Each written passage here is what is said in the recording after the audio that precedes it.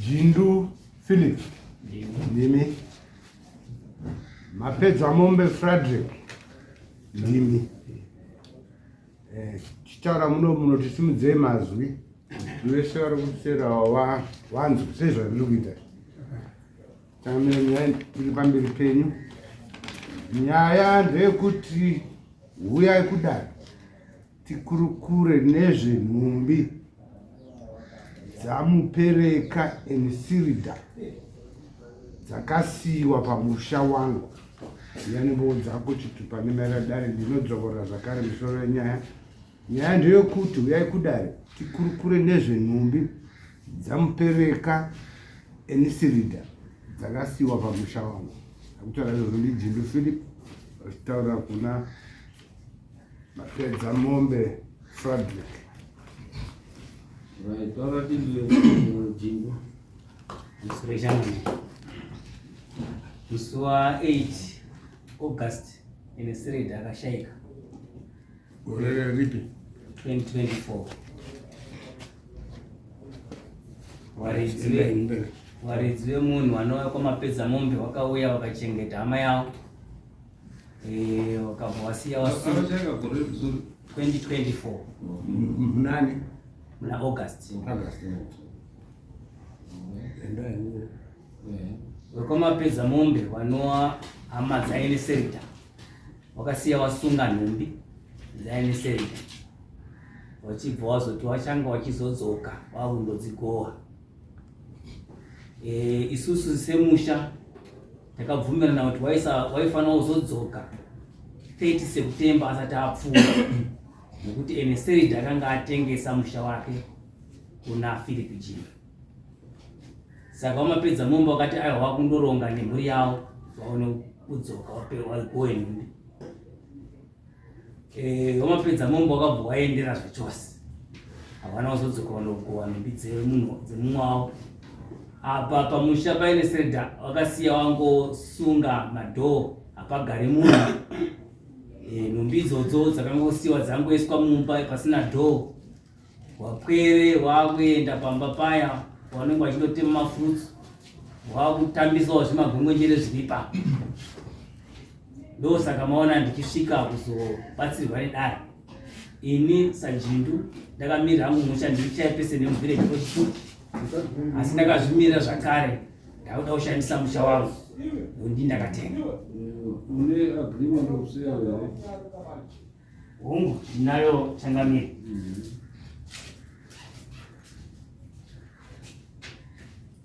Ndinatovaonekana uinayo agreement okuseya.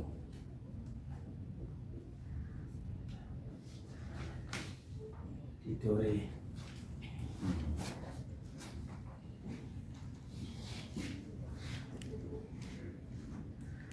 yato muzita wako plot hiyo. Okay.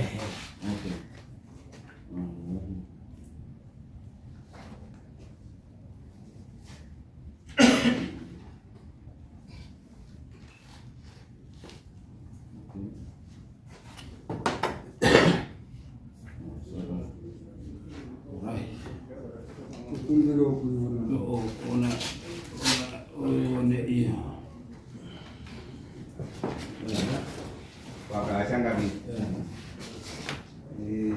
Ndinoda kuti ndimboti nzivewo pichana vana baba Jindu kuti pamashure apo vanenge vakamboendesana kukoti kuMajestic uchinotongwa nenyaya yestand iyoyi. Saka permit iyo yako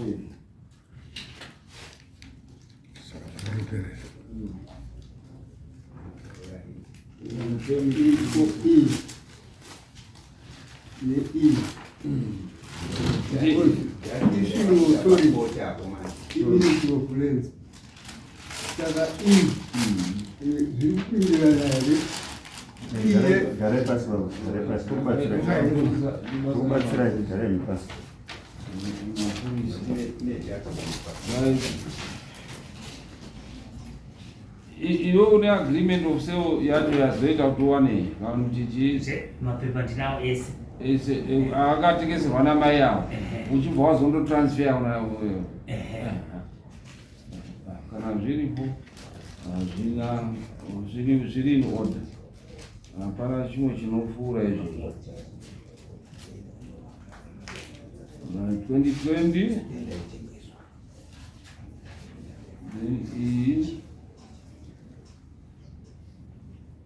15 January 2018.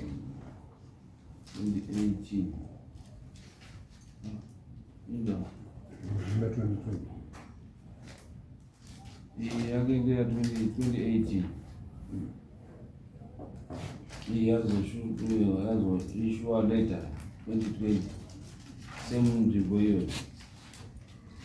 Ndokadala kuti batsire changamira.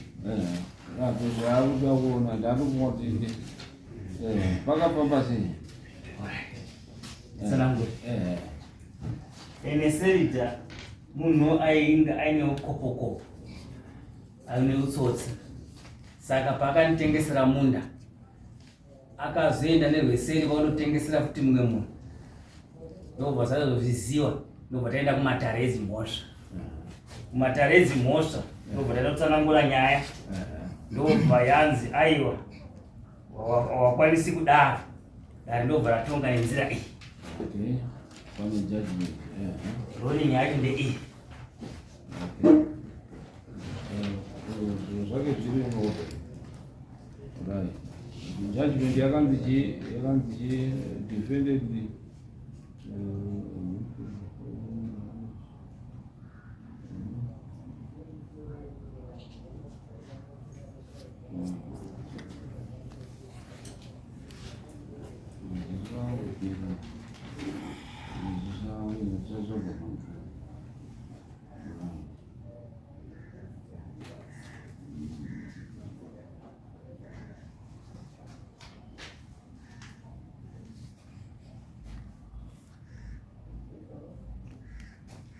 Changamira. Zvikumbira nyaya iwe mumbongi seka kuti uchiroperusa mapepa yayo kuti aunyatsoteedzana sei izove pana vatanyatsoonzwa kuti vanyatofamba sei kuti tione mapepa ake bhozi yakamboenda negesripoti takaona kuti semunyaya here iyi zvakabude chii yakabude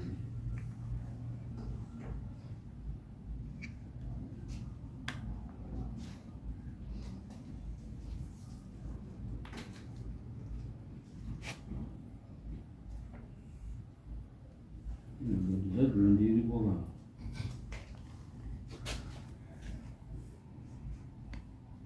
judgment iripo iri clear.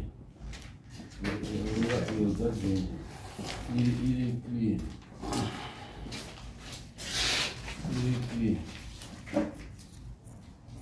isisu Taura kuti pane judgment iyo yakaiswa nekuti akanga achiereka imi muri ndinoda kuti kuexplain mamiriro esirita ihanzvadzi kuda nekudeni vanhu esirita anga akarohwa kunonzi kwaanzani kwamakenzi Changamira. Judgment iri kutaurwa nomeni chero. Iyo samoni kutaurwa Philip. Munhu kutaurwa nezvaPhilip kana kutaurwa nomeni chero. Samuel brother with Philip. Ipapo kana Philip chero kana judgment kutaurwa nomeni chero. nomeni pakadi nomeni ndiani Nomeni mwana wangu. Nguva yatakaenda kujudgment nomeni anga ari kuchikoro. Saka ndakanga ndikumira ndakatenga munda asi munda wakaiswa muzita remwana. remwana wako. Ndo saka mukona permit yakanyorwa kunzi nomeni chino. Mukarenga mapepa eviction akatonyorwa kunzi munda waiswa kuna Philip Jingu akamirira mwana wake nomeni. Mapepa enda kupaya. Changamira, in terms of law, hakuna mwana anonzi ari mudiki anogona kuwana permit anozotadza kumira pamberi matarezi mhosva hakuna. Because kana akwanisa kutowaniswa permit in terms of law, munhu iye atoonekwa amatured uyezve zvakare akugona kumira pamberi matarezi mhosva. Urikuona kuti munhu haakwanisi here kumiririra mwana wake padare panonyorwa biko panoitwa application isu tatonga nyaya yababa auya atimirira baba wake vari kurwara rakabva kutonga changa tikatondera mashure baba wanyatsotaura kuti inini ndini ndauya ndakamirira mhuri yekwajingu ndakamirira futi savillage chairman wazvitaura saka ngatisapakanga takatarisa judgment Esirida Mtereke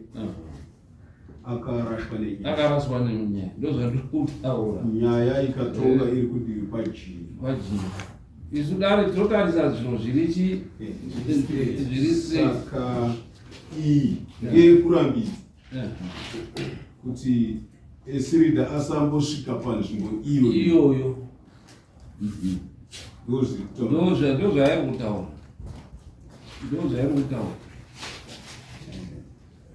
ndozvairi kutaura ungabape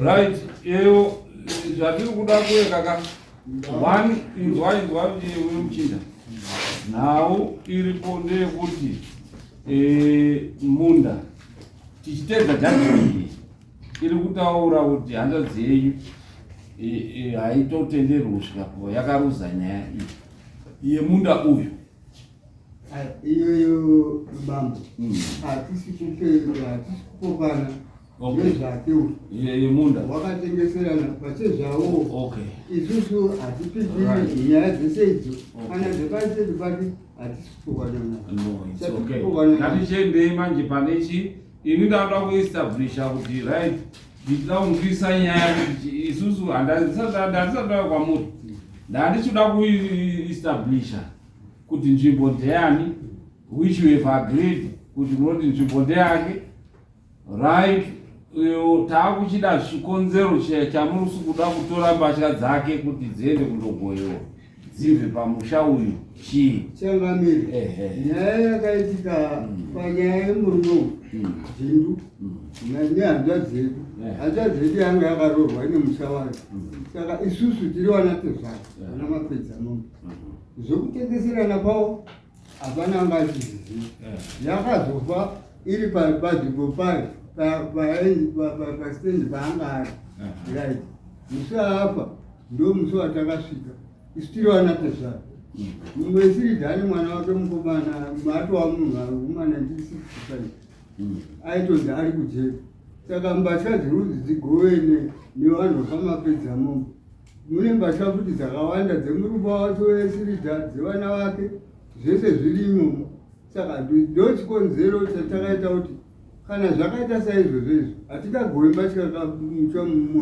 kamukuwasha isusu tiri wana tezvaa tongosvika tongonogova mbatya mwana wacho akanzi anga ari kuremandi kunokwarishaa saka takati isusu hatifanirwi kunge tichiita izvozvo mwana wacho asipo muridzi wemba wari kwakadzana nevavo isusu hatisi kukwavadzana yanga iri miriyoni aisandoitora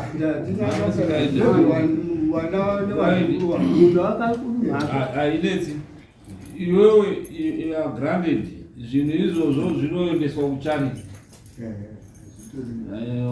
zvoendesa kucharity hama dzacho dzaramba chi zvinhu izvozvo mushando wako pane proof yekuti chi mushando wako saka haungagarambi uri chi uchiremedzwa nekuti hama dzacho wadziunza kuti yambero mbatya dzehama yenyu dzaramba handi saka the only option iripo ndeyekuti urime unotoendesa dare rokupa kuti uendese kucharity hatingati wamanikidzi kuti torai mbatya dzavo usingadi kuti kutora saka unongoendesa kucharity kana zvakanaka oro kana zvakaeka wakungotodispose wotongoona kuti wodispose kuti uri kugare pamushepa ndaikumbira kuti iwo vatore nhumbi dzemwana wavo waendese kucharity nekuti zvakaitika neSeridha paakadzingwa akadzingwa nemutemo through eviction, akaita nharo, akauya akawaka zvekicheni, inouya wakazoisa nhumbi dzemwana. Zvatoti iwewe une kodzero yekuenda kubhadhara iyo message of court kuti auye atore zvinhu izvo. Oro unotobhadhara pano padare, toenda tondodii, zvototorwa zvobva pamba pako through eviction. Mambo tidakwedzera zvavari kutaura.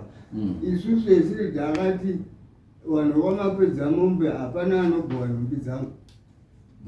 Iye takumutaura zvinoita Matare. Matare wotosenzesa Matare woenda aidha kwamessenger of court kuti auye atore zvinhu izvo zvomubhadhara wondoita.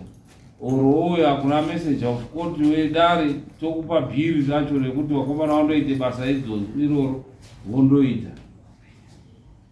Nekuti musha according to law ndewako. Endo wadaidza kuti yamutore iwo ari kutaura kuti takanzi musatore chii. Ndaikumbira kuti dare ribvarandi tauriro mari dzacho mabhiri ora ndozoweka mutesi ndapedza dare mabhiri kuti ndekupi ende sovho dare hade tinozviita dare harina zvinoera.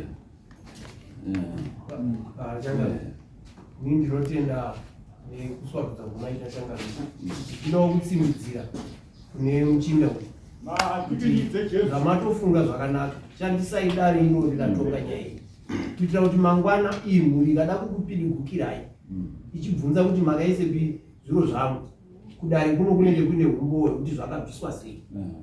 Wakaramba kuti hatitori zvinhu saka munhu angaregere kusenzesa property yake.